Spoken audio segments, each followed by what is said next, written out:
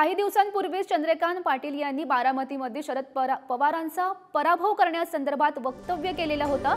त्या वक्तव्यावरून आज अजित पवारांनी थेट चंद्रकांत पाटील यांच्यावर निशाणा साधलाय।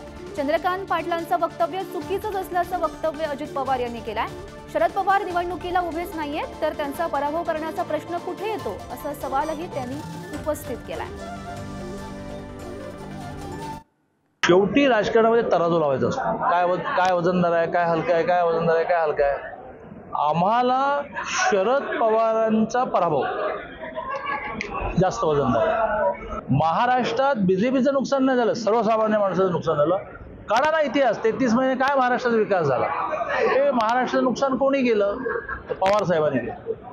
केंद्रामध्ये आम्ही तुमच्याबरोबर सरकार महाराष्ट्रात करतो म्हणून माझ्या दोन सगळं जग मानणाऱ्या नेत्यांना जुळवत कोणी ठेवलं? पवारांनी ठेवलं।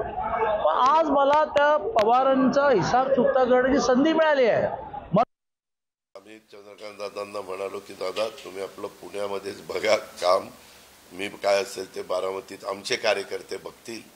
त्यांनी ते बोलायला नको होतं, परंतु शेवटी ते का बोलून गेले आम्हाला माहिती नाही। पण नंतर त्यांनी अवाक्षर देखील काढलं नाही आणि ती निवडणुकीत पवारसाहेब उभेच नव्हते तर पवारसाहेबांचा पराभव करण्याचा प्रश्न येतो कुठं?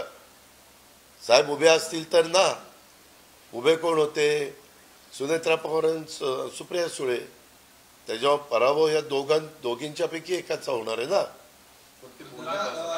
नाही बोलले ते चूक आहे, मान्य करतो ना। त्यांनी असं बोलायला नको होतं। जी व्यक्ती उभीच नाही त्यांना तुम्ही पराभूत करायचं म्हणता, हे बरोबर नव्हतं।